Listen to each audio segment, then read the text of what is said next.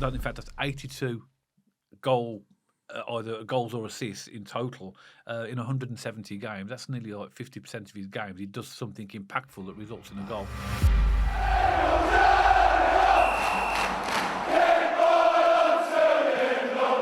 So welcome back to Small Heath Alliance FC. And now we've started pre-season, now the transfer market has opened, it seems like things are really happening at Birmingham City and we're starting to gain a little bit of momentum in the transfer market. And that brings us on to our latest signing. Birmingham City recently announced the signing of Emil Hansson.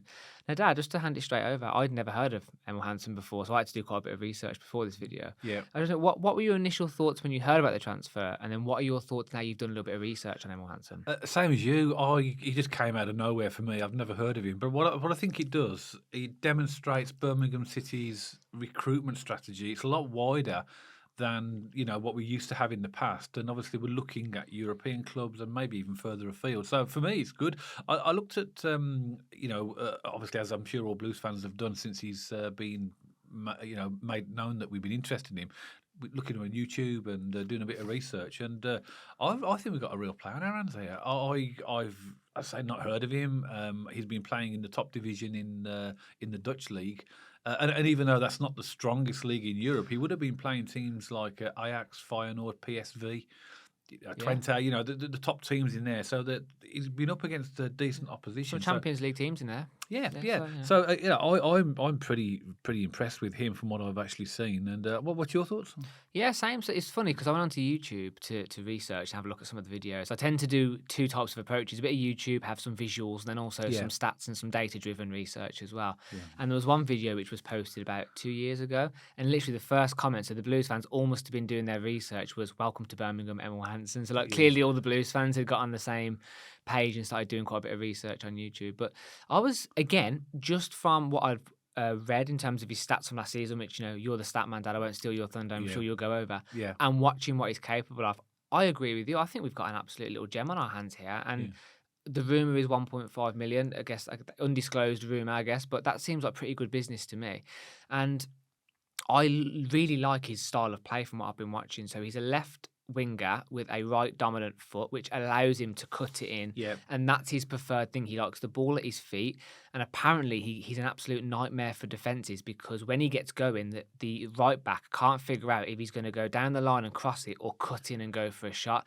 And I saw about 3 or 4 goals. This happened just to be one of the videos I saw yesterday. And he's cutting in, he's pinging it right across the keeper in the top corner. Really nice right foot. And then I've seen videos where he's absolutely rapid pace, gone round the defender and pinged it in on a cross as well. So it looks like we have a really good left and right-footed player, right foot dominant. But as I said, as a left winger, I think he's going to do absolute real damage in League One. I think what I saw as well, he looks like a very intelligent player in as much as I saw a lot of goals that he scored on that video. I think it's probably the same one that you've been looking at. And they were from sort of distance. They were from in. But what I really like about him, he's a massive supply line. He seems to have the intelligence to know the right time to pass the ball and the right time to have a shot. And that's something we lacked last season because we found that firstly we weren't having enough shots. Our midfielders weren't backing up the strikers in the right way in a lot of games because they had opportunities to shoot and they try and pass it. And we said that's a wasted chance. He seems to have the intelligence to know when to pass it. His age is about 26. That's a great age as well.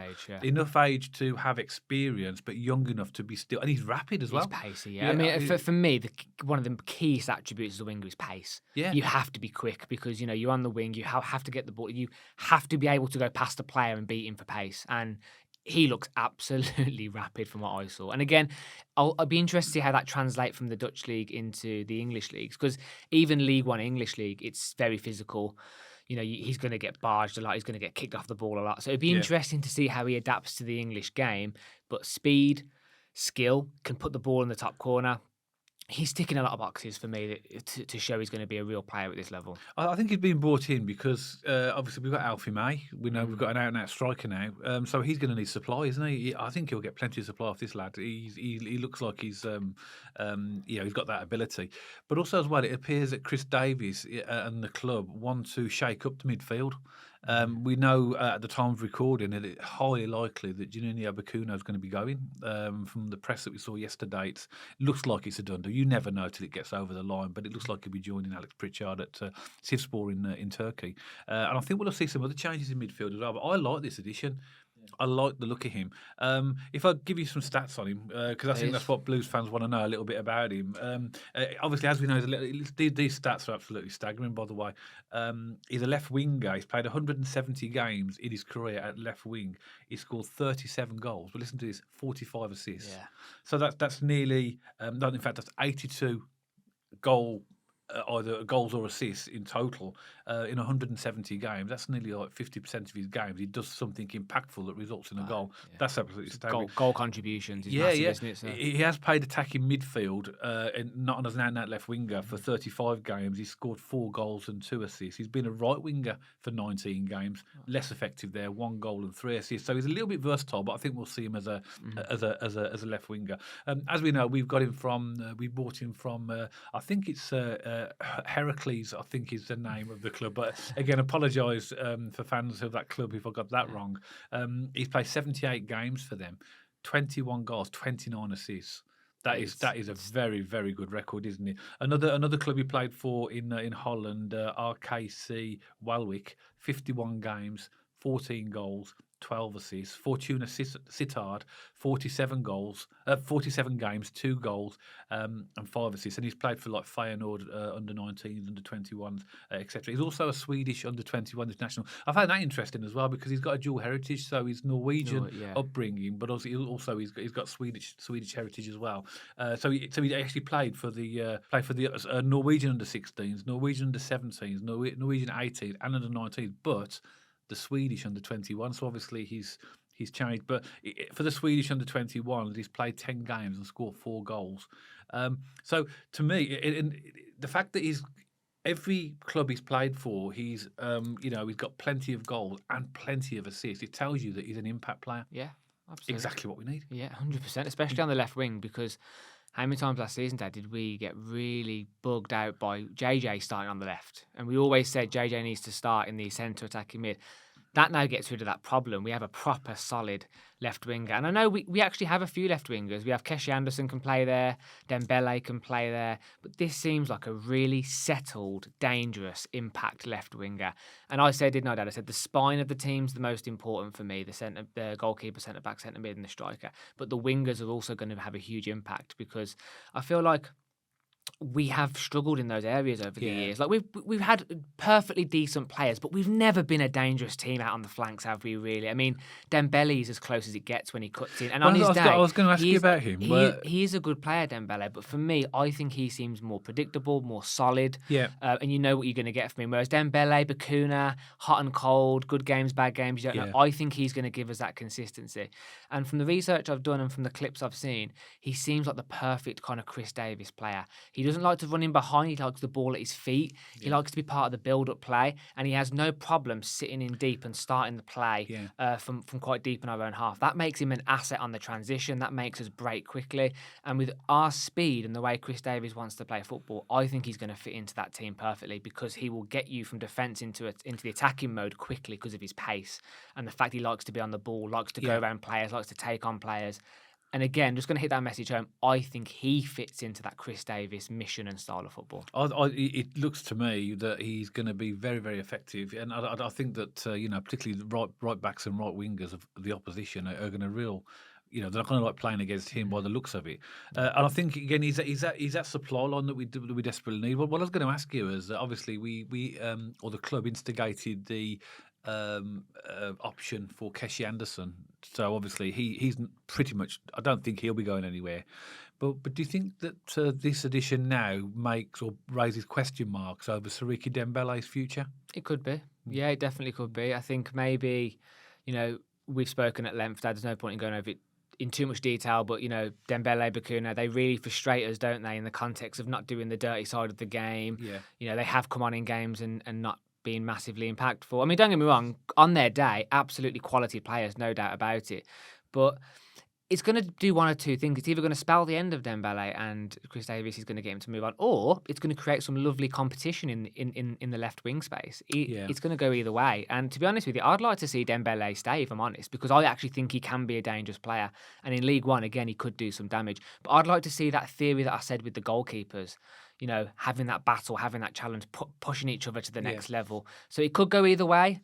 My gut actually would say that I think Chris Davies might look at Sally and Dembele, but if he didn't, I'd like to see that competition between the two of them. I think we need to create that, don't we? And I think that's it. Because I think if a player hasn't got competition, he's comfortable in his position, he's never going to be the best player he can be. You always need to know that there's someone looking over your shoulder, or you need to be looking over your shoulder to see who's right behind you, because that will push you to carry on. But my gut feeling is that I'm not sure about Dembele. I mean, it depends on how he adapts to what Chris Davies wants. Because we all know that famous story when Mowbray came in and Dembele said, I'm going to save my energy for the attacking side. And he basically said, no, that's not going to fly when I'm the manager. So there definitely is a thing with Dembele where he likes to save his energy for the attacking side of the game. He's an attacking-minded player. That's what he does. I get it. But in modern football, as a left winger and a right winger now, in these modern formations, you need to be able to do put it this way, mate. In my opinion, there's not room in the team for both Dembele in the first team squad, the starting lineup for both Dembele and Emil Hansson. It's going to be one of the two. And you've also got Keshi Anderson that covers that position as well. So again, we're getting a little bit of competition in that area. Of the but we do need that, don't we? Because successful teams have got strength in depth. Yeah. Because but then it's just the difficulty of the managers trying to keep everybody happy, because they can only pick 11 players to start the game. Yeah. So, but you do need that strength in depth, so that if one player gets injured or suspended or is not having a good game, you've got a really good positive addition that can come onto the pitch and actually make an impact. In my heart, I hope Dembele would just get that sort of defensive side of his game sorted out, because when you look at him, there's a decent player there. I think as an attacking-minded player as well, defensively, you're not expected to do a lot. You're just expected to track your man back and not leave gaps when they're on the press and their right winger or their right backs coming up for the attacking play. That's all you've got to do. We're not. You don't have to do really massive amounts of it, but you have to do the basics. And Dembele sometimes struggles to do the basic tracking back. I think there's a few examples, but we're talking about Emil Hansson, and we don't know about that side of his game, because every video that we watch, it's all about him scoring goals. And it's interesting you say that. And I was going to say, in the interest of a balanced argument here, Emil Hansson isn't a perfect player, and a lot of the stuff I've been reading and seeing is his game out of possession needs to improve. And this is really interesting, Dad, because remember last season, it was against West Brom, then against Sheffield Wednesday. We conceded mirror image goals on our left-hand side from our left-hand side, whether it be Buchanan or I can't remember who was on the side for those games, but weren't doing the tracking back. And literally their right side came in, tracked in, cut it back, tapping in the middle of the box. So, but what you mentioned there was the left side, which I'm really pleased you did, because it's not just the left back. The left back is vulnerable if the left-sided players don't come back and track back. So it wasn't just the problem of the left back; they were just left exposed. So that's exactly my point. It wasn't Buchanan's fault. It was because the left winger wasn't tracking back and doing that side of the job. That's why we conceded those goals. But we conceded 2 back-to-back mirror image goals. Remember, they were literally mirror image. I just thought, we got a problem defensively down that side. Because talking about Dembele, isn't it? When we could have bought a player, and we don't know. In Emil Hansson, he may be similar type of player that might just be forward thinking. But I think Chris Davies, when he does his coaching, he'll be setting up the team both with the ball and without the ball, so that they'll know their jobs and know their roles. But at the end of the day, if you're a forward-thinking player, you've still got to be able to come back and defend and help the team out. So I don't know anything about it. There's nothing in the videos that I saw Emil Hansson, which you wouldn't, would you? Because they only put the attacking the goals, because that's what people want to watch. But I'd like to have seen a couple of his games where I'd like to see him for a whole. Sorry, I'd like to see him for a whole game, so that you can actually see what and how he reacts when we haven't got the ball as well. Well, I didn't see any clips because defensive clips of attacking players are quite rare, aren't they? But I read a few threads and I heard a bit of feedback from other fans, and they said, you've got an absolute cracking player on your hands. He goes, the one improvement is the out of possession element to his game, and that's exactly what we were alluding to with Dembele and the tracking back.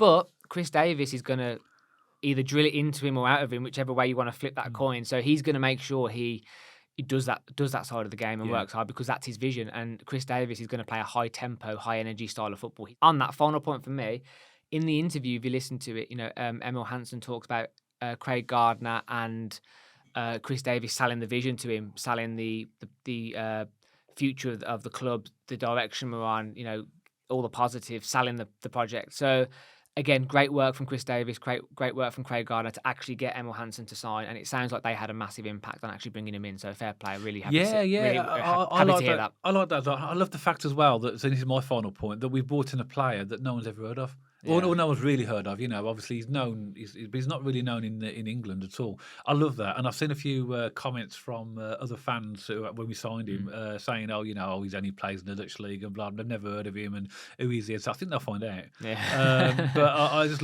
love the way the club are going about it. They're bringing players that we would never have got under the previous owners. Exactly. There's no way we'd be getting players like this. No. So for me, I think it appears, we don't know until we see him. He appears to be another great addition. I'm absolutely really pleased with the way that the club are building our squad now for the new season. So welcome, Emil.